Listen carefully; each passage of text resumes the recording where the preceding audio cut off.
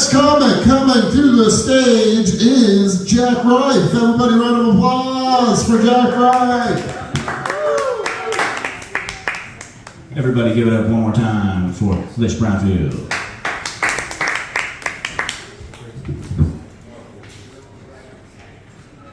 Hang on.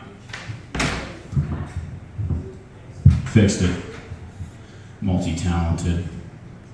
Man, I got too high before I did this, I think.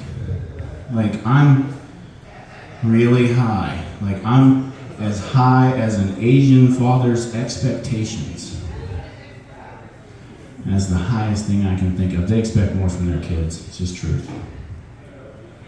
I can remember smoking pot in Morgantown when I was younger, late 90s, early 2000s. And we had Motown Brown. Anybody remember Motown Brown? That was swag weed. Had more seeds in it than a fucking pumpkin. You smoked it. You didn't so much get high as you just suffered from oxygen depletion because you had to like smoke it in the car with all the windows up. It's the only way you could really feel anything. And now I like dabs. Anybody like dabs? Yeah. Now I like dabs. And as for an analogy, if smoking weed is like beer, then dabs are like getting kicked in the chest by a Clydesdale. So, anybody have one of those friends that like to make cool or weird smoking contraptions out of stuff they found in their house? I had one of those friends that he could make crazy things out of like a bread bag and a 2-liter. And he was always like, you gotta try this thing, man.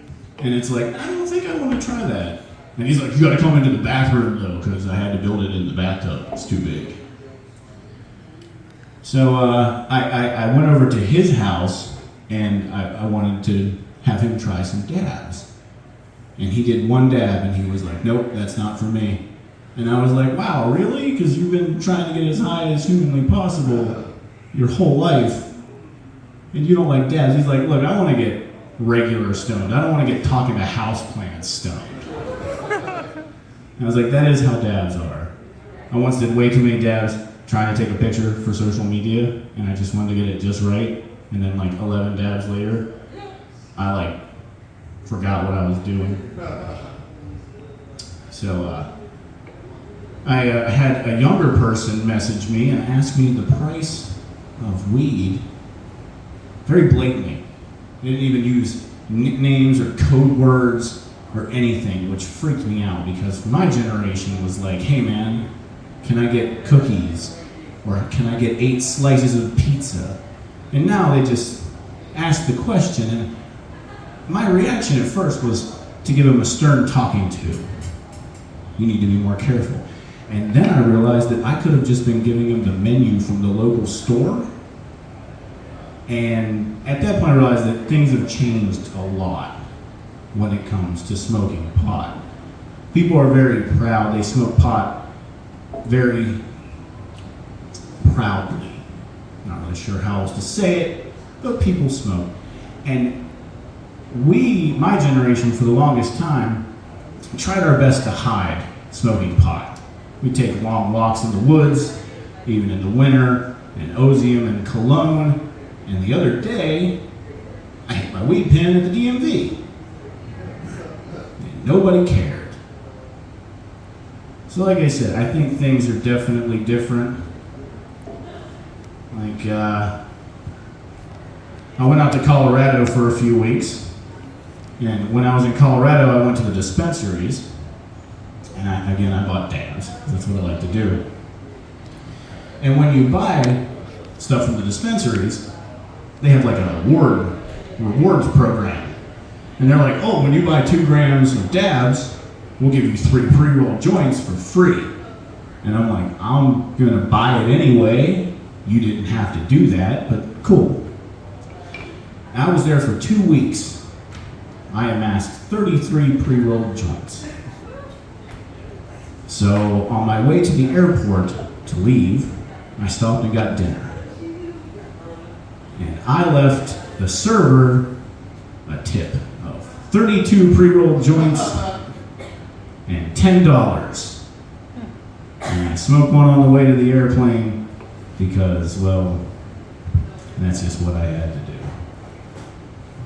So I thought about it the other day. I've never been fired from a job for smoking pot. But in retrospect, I think I've been fired from every job for smoking pot. So I've never had a boss tell me like, hey, you're fired, I caught you smoking weed outside. But like, if I showed up late, they were like, why were you late? Like, my car broke down. That was a lie. I got stoned and forgot I had a job. They were like, you forgot to stock the cooler. Oh, my back hurt. That's not true. I was smoking a blunt with the guy that works at Taco Bell, and I forgot I had a job. So, okay, shift gears, go to one more thing here. COVID babies, little COVID kids. They're built different than other kids. They're built different than other generations. They will start a conversation with a complete stranger at Denny's at 3 o'clock in the afternoon. They've had their parents to talk to for 3 years.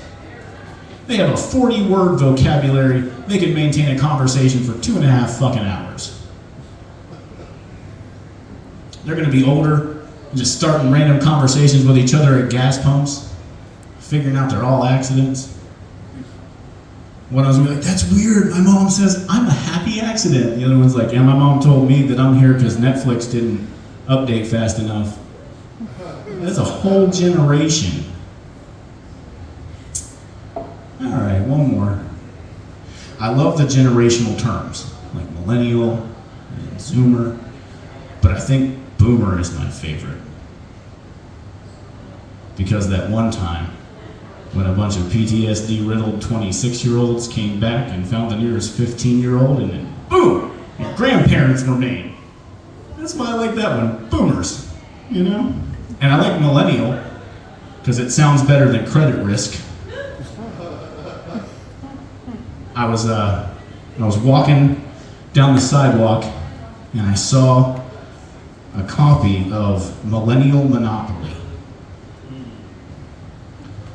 They've made a millennial edition of Monopoly, and it is completely self-aware. It says right on the box, don't worry, you won't be able to afford property. And I got mad.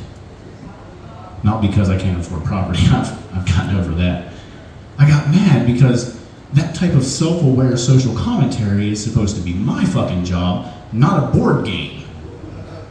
So in any case, Millennial Monopoly is never going to be as good as the Beatles' Monopoly. I guess that's all I have to talk about.